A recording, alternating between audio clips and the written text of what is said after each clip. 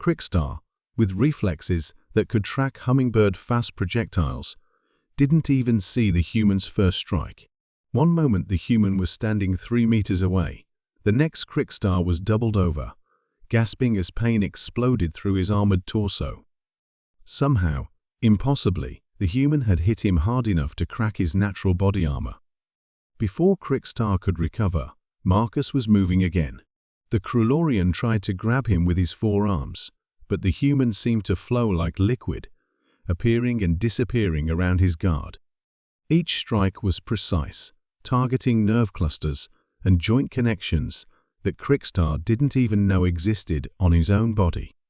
"Impossible," Crickstar wheezed, swinging wildly as his left secondary arm went numb. "You're just a human." "That's right," Marcus replied calmly, ducking under a massive fist and delivering a strike that sent Crickstar to one knee.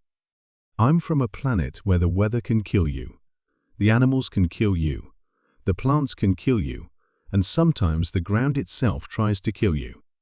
We don't survive by being the biggest or the strongest." Another precise strike, and Crickstar's primary right arm hung useless at his side. "We survive by being smarter, faster, and more adaptable than everything trying to eat us."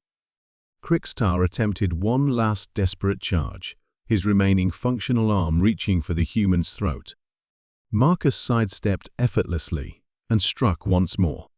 The Krulorian warrior, terror of a dozen worlds, collapsed unconscious to the marketplace floor. Marcus straightened his shirt and turned to his wife, who was watching with a mixture of admiration and amusement. "Sorry I'm late, love," he said, kissing her cheek. "Traffic was murder in the transport tubes." Zira Lynn smiled, her fear pheromones replaced by something that made several nearby aliens blush. "Just promise me you'll be more careful next time. I don't want you getting hurt defending my honor." Marcus glanced down at the unconscious Krulorian warrior. "I'll try to remember that." As they walked away together, the marketplace slowly came back to life around them. Word of what had happened would spread quickly through the station, and it wouldn't be long before every would-be tough in the sector learned a valuable lesson. Never underestimate a human protecting someone they love. Supreme Chancellor Vex Thul, the Magnificent, stood at the center of the Dominion's most impressive diplomatic chamber, his 8-meter-tall form draped in robes of shimmering quantum fabric. Behind him, the assembled representatives of 47 conquered worlds knelt in perfect formation, their heads bowed in the traditional pose of submission. Holographic displays showed the vast armadas of the Galactic Dominion, stretching across star systems like metallic storm clouds. This was the moment that had taken 3 standard years to arrange first contact with the mysterious species that called themselves humans. Intelligence reports suggested they had recently developed faster than light travel, making them ripe for integration into the Dominion.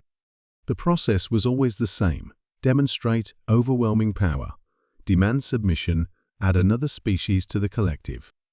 "Activate the communication array," Vex Thul commanded, his voice resonating through multiple harmonic frequencies designed to induce awe and terror.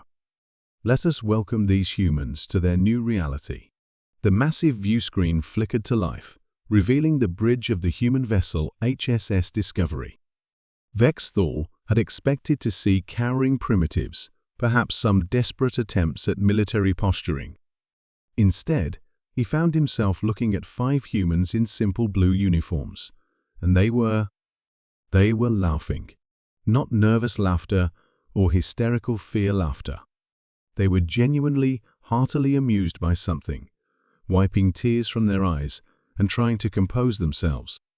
"Greetings, primitive species," Vex Thul began his standard intimidation protocol, his voice amplified to shake the very foundations of reality. "I am Supreme Chancellor Vex Thul, the magnificent herald of the endless night, crusher of worlds, lord of 1,000 systems. You now stand." The humans burst into fresh peals of laughter. Captain Sarah Chen, a middle-aged woman with graying hair, held up a hand as she tried to catch her breath. "I'm sorry," I'm so sorry, she gasped. It's just, did you really just introduce yourself as Crusher of Worlds? With a straight face, Vex Thul's 6 eyes narrowed dangerously. In 3 millennia of conquest, no species had ever interrupted his formal declaration. You dare mock the Supreme Chancellor of the Galactic Dominion?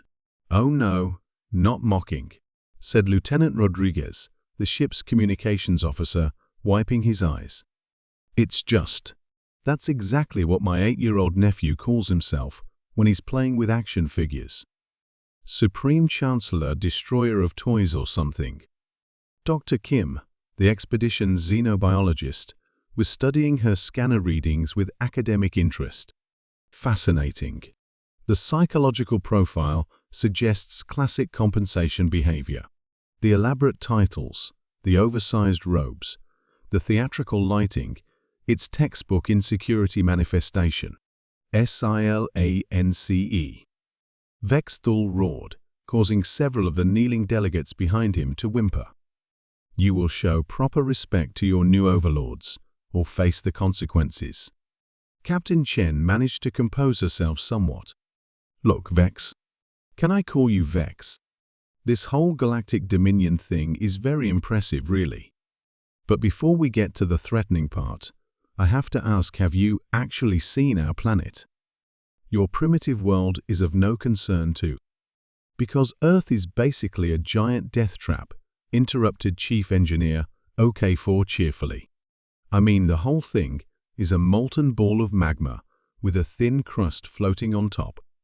We have storms that can level cities, ice ages that last for millennia, and creatures that have been trying to eat us for millions of years. Your endless night sounds like a Tuesday back home. Lieutenant Rodriguez nodded enthusiastically. Plus, we figured out how to split atoms and immediately started making bombs out of them. For fun.